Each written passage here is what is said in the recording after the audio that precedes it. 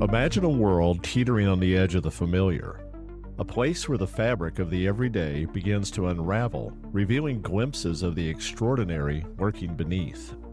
You're about to embark on a journey into the enigmatic, where the peculiar and the perplexing intertwine, where every tale twists the mind and tugs at the spirit.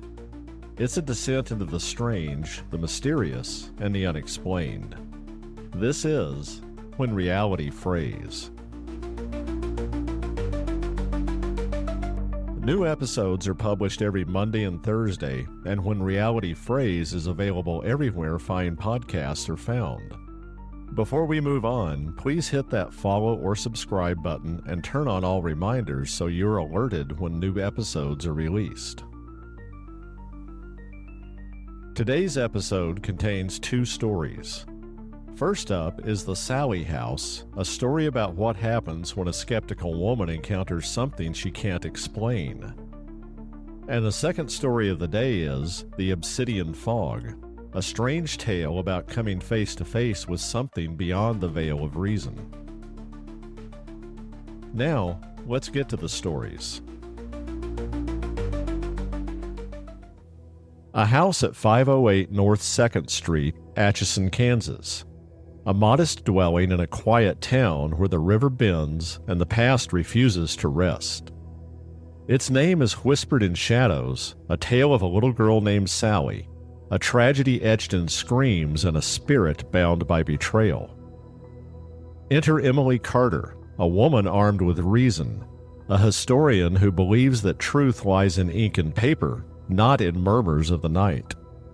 She's come to unravel a legend, to prove that ghosts are merely echoes of our own making. But in this house, where the walls hum and the air grows cold, she'll find that some doors once opened lead not to answers, but that place where reality frays. This is the story of the Sally House. Atchison, Kansas was a town caught between the living and the dead, a place where the Missouri River's slow churn carried echoes of forgotten stories. Its streets, lined with sagging Victorian homes and gnarled oaks, held a quiet beauty, but beneath the surface simmered a restless past. At the edge of this scene stood 508 North 2nd Street, the Sally House, a modest two-story relic that seemed to lean into the shadows. Its white siding peeled like old skin, and its windows stared out with a hollow gaze. To the people of Atchison, it was more than a house. It was a wound that refused to heal, a name whispered in hushed tones over kitchen tables and bar stools. By the fall of 1992, its legend had spread beyond the riverbanks, drawing those hungry for answers, or thrills. Emily Carter was the former, though she'd never admit to the latter. Emily rolled into town on October 13th, her rust-streaked station wagon coughing to a stop in front of the house. At 28, she was a historian with a reputation for dismantling ghost stories, her sharp mind matched only by her sharper skepticism. Her dark hair was perpetually escaping its bun, and her hazel eyes glinted with a mix of curiosity and defiance. She had spent her career chasing the truth behind the paranormal, Ouija boards, poltergeists, haunted asylums, always finding mundane explanations beneath the hype. The Sally House was her latest challenge, a tale too persistent to ignore. The story was simple enough. A little girl named Sally, 6 years old, brought to Dr. Charles Finney's home in the 1870s with a raging fever. Diagnosed with appendicitis, he had operated in a panic, slicing into her before the chloroform took hold. Her screams had faded into death, and her spirit, furious and betrayed, lingered, lashing out at men who crossed her threshold. Emily didn't believe in ghosts, but she believed in history. She had rented the house for a week to peel back the layers of myth and find the facts. The owner, Tom Hensley, met her at the door, a wiry man with a graying beard and eyes that darted nervously. "Don't stir up what's sleeping," he warned, handing her a rusted key. "Folks say it's a girl, but I reckon it's something else." Emily brushed off his cryptic tone. She stepped inside, the air thick with the scent of dust and damp wood. The house was sparsely furnished, a sagging sofa in the living room, a scarred table in the kitchen, a stereo that played O Susanna on an endless loop, a quirk, Tom insisted, that kept the place calm. Upstairs, the nursery held a rocking chair, a scattering of faded toys, and a stillness that clung like old cobwebs. Emily unpacked her tools, a spiral notebook, a tape recorder, a Polaroid camera, a thermos of black coffee, and a flashlight. She was ready to wage war on the unknown. The first night was quiet. The house creaked and groaned, its bones settling under the weight of a century, but Emily slept undisturbed in the downstairs bedroom. Her dreams were filled with ledger lines and ink-stained fingers, not spectral cries. The next morning, she drove to the Atchison Historical Society, a squat brick building stuffed with the town's past. She pored over census records, property deeds, and brittle newspapers, her pen scratching notes in a furious rhythm. Charles Finney, physician, had lived at 508 North 2nd from 1867 to 1890 with his wife Margaret and two sons, James and Edward, no daughters. His practice was noted in tax logs, but there were no reports of a child's death and no malpractice scandals. The haunting's origin was tied to the Pickman family who had lived there in 1983. Their stories of phantoms, objects moving on their own, and a voice telling them to harm their children had birthed the Sally legend. That evening, she returned to the house, leaning into her skepticism. She set her recorder in the kitchen, where the surgery supposedly happened, and began. October 14th, 1992, Day 1. No evidence of a Sally in Finney's records. The Pickman claims suggest a modern myth. Structural issues or suggestion likely. The recorder died. She tapped it, checked the batteries, knew that morning, and tried again. Nothing. A low hum rose, not from the stereo but from the walls, vibrating through her boots. She ignored it, but a chill lingered as she moved to the living room where O Susanna droned on, its notes warped and tinny. Night fell like a curtain, heavy and dark. Emily sat with her notebook, sipping tea, when a thud echoed from upstairs, a soft, deliberate drop like a child's ball hitting the floor. Her heart stuttered, but she forced herself to climb the stairs, flashlight in hand. The nursery door, which she had shut that morning, yawned open. Inside, a rubber ball rolled lazily across the floor, stopping at her feet. She picked it up, its surface cold as river ice, and placed it on the rocking chair. Wind, she muttered, though the windows were sealed. Downstairs, she recorded the incident, her voice steady but tight. Unexplained movement in the nursery, ball on the floor, likely a draft. The next 2 days chipped away at her resolve. Lights flickered without pattern, on, off, on again, despite a stable fuse box. Footsteps pattered across the ceiling at odd hours, though the attic held only dust and dead birds who had found their way in, but not out. On the third night, as she brewed coffee, a shadow darted past the kitchen doorway, small, fleeting, a child's silhouette. She snapped a Polaroid, the flash bleaching the room, but the photo showed nothing but the table and a cracked wall. Her notes grew jagged. Fatigue? Hallucination? Something's here. The house felt alive, its walls pulsing with intent, and Emily began to wonder if she had misjudged its silence. On the fourth day, she sought answers in town. At the diner, she met Marjorie Klein, an elderly woman with a face like weathered parchment. Marjorie had grown up 3 houses down from 508 in the 1930s. That place was always wrong, she said, her voice low over a cup of weak coffee. Kids dared each other to knock and run, but no one stayed. After the Finneys, tenants came and went, said they felt cold spots and heard whispers. One man, a carpenter in 56, swore something pushed him down the stairs. Then the Pickmans gave it a name, Sally. Emily pressed for more. Was there a girl? Marjorie shrugged. Records don't say, but that don't mean much. Something's there, girl or not. Something older, maybe. That night, the house turned on her. She awoke at 3:17 a.m. to a scream, a child's, raw and piercing, erupting from the walls themselves. She bolted upright, grabbing her recorder. October 17th heard a scream clear as day, checking the kitchen. The stairs stretched endlessly, each step colder, the air thick with a metallic tang. In the kitchen, the stereo was silent, replaced by that humming pulse. She flicked on the light, and there, on the table, sat the rubber ball. Beside it, the words, "He hurt me," scratched deep into the wood.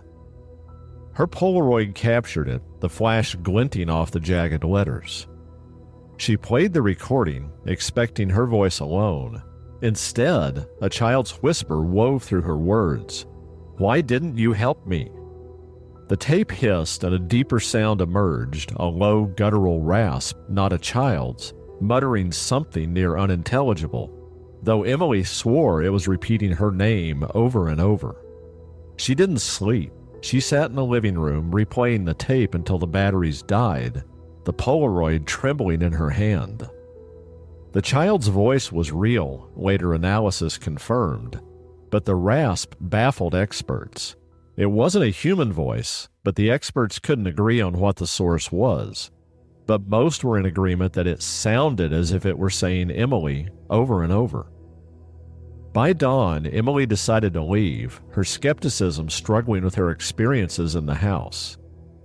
As she packed, the rocking chair upstairs creaked to life, slow and deliberate, a rhythm no breeze could explain. She grabbed her bag and fled, the house a blur in her rearview mirror. She stopped at a gas station on the edge of town, where a grizzled clerk eyed her pale face. "You stayed at 508, didn't you?" he asked. She nodded, mute. "Folks say it's a girl, but I heard different growing up. My grandpa worked the riverboats, said that land was cursed long before the house. There's something else, darker, older, rooted deep. It's not no ghost, it's a cage, and it's still hungry." Emily Carter came to Atchison seeking the truth, a rational mind determined to sift fact from fiction in the legend of the Sally House. She left with a question that gnaws at the soul. What lingers in the spaces we cannot see? Was it Sally, a child lost to time, crying out for justice? Or something older, something darker? A shadow that wears the mask of innocence to lure the curious into its grasp? In the end, the house remains a silent sentinel on a quiet street, its secrets locked within walls that hum with a hunger all their own.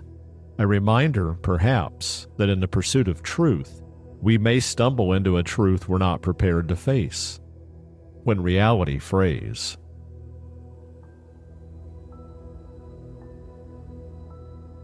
If you're enjoying the stories, please consider donating to support the research and production that go into bringing them to you by buying me a coffee.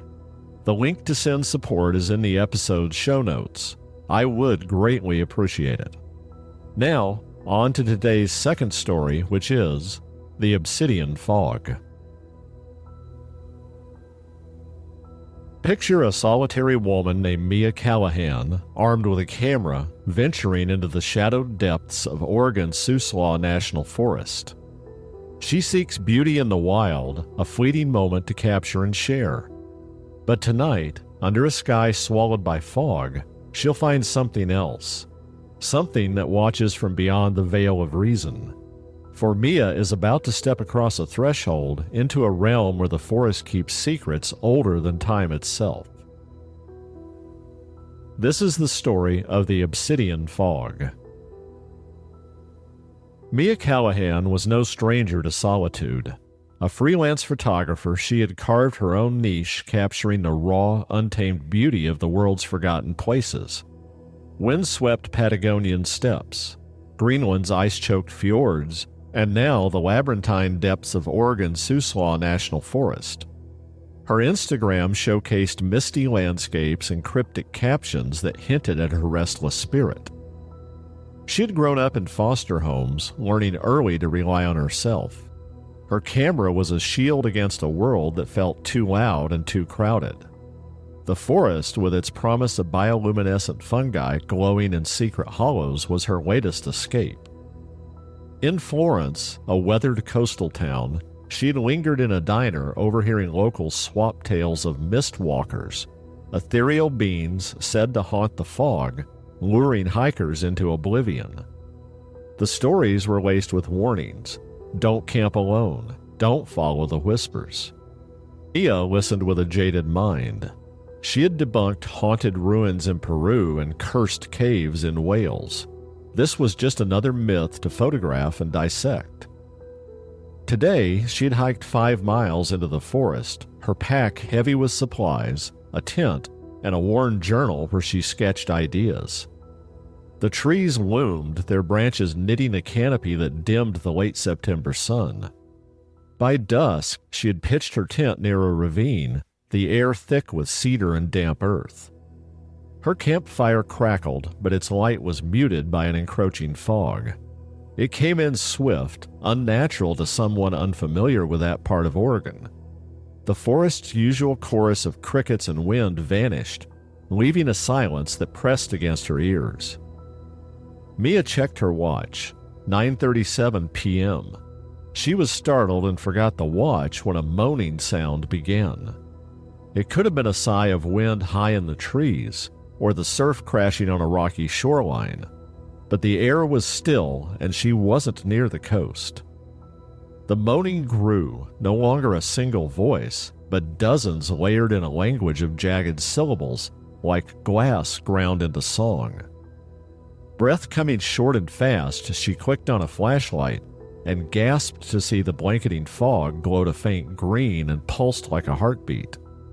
The air grew frigid, carrying unidentifiable scents, something sharp like ozone, or spilled blood.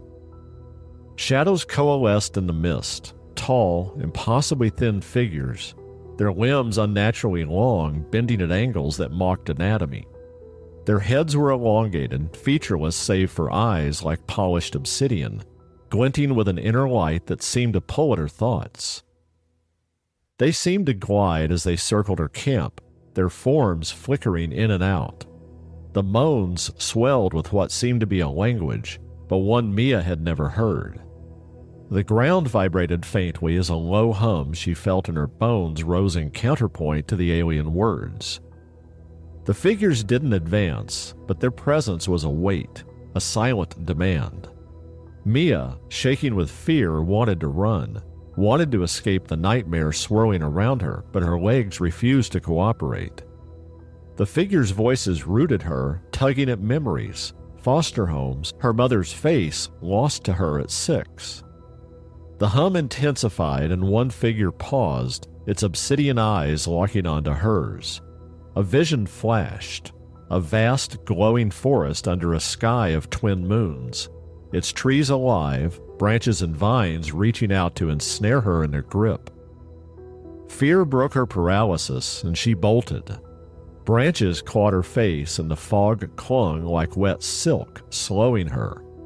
The moans, now inside her skull, urged her deeper into the forest. Her boots sank into mud, then something softer and yielding. She tripped and fell into a stream, its water glowing faintly, the surface vibrating in sync with the moans echoing through the forest. Figures swirled around her again, moving faster and faster in their orbit until details blurred. Then, as if Mother Nature herself took mercy on Mia, a strong wind came up, shredding the fog and dispersing the figures within. Their moaning was replaced by the roar of wind sighing through the forest canopy. Fog gone, dawn's light crept through the trees. Gasping, Mia lay in the stream, her body bruised, her mind frayed. The forest was ordinary again. Birds sang, welcoming the day, but her watch was still frozen at 9:37. Soaking wet and shivering, Mia retraced her steps to her camp, but everything was gone. No tent, no fire pit, no trace of her ever having been there. If not for a tree with a unique twist to its gnarled trunk, she would have believed she wasn't at the right spot, but she had taken note of it while setting up camp the previous evening.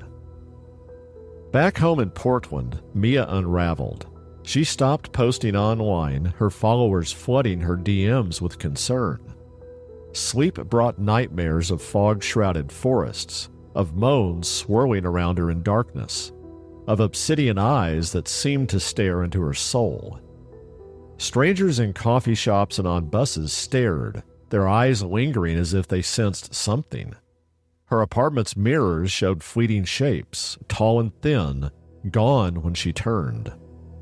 At night, moans in that alien tongue, faint but relentless, haunted her. She tried sage, therapy, even a priest. Nothing silenced it. Her dreams grew vivid, a night sky with twin moons, a city of glass spires where the figures waited. She would wake gasping, her hands smudged with ash she couldn't explain. Mia bought a plane ticket to Arizona, hoping the dry desert would be the antidote she needed. On the flight, she sketched the figures compulsively, her pen moving as if guided. As the plane flew south over the untamed wilderness of the Pacific Northwest, she glanced out the window. Below, in the clouds, a green fog swirled, and within it, flecks of obsidian, like unblinking eyes, seemed to be looking back. Mia lowered the shade and clutched the journal tight to her chest as her breath came in short pants. An hour later, she summoned the courage to raise the shade.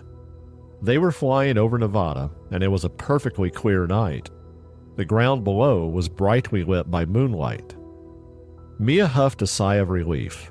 For several long moments, she simply stared at the desert, marveling at how clear the air was.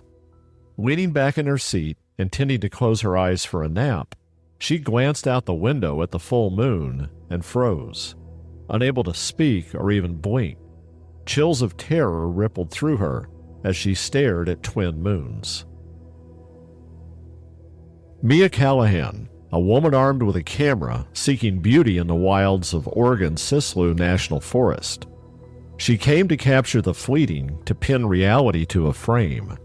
But reality, you see, is a fragile thing, and the forest keeps secrets older than time itself. Mia crossed a threshold into a realm where eyes of obsidian watch from beyond the veil, where twin moons cast their alien light. She fled, believing distance could save her, but some doors, once opened, never close. The stories presented are inspired by true events. Names may have been changed for privacy reasons.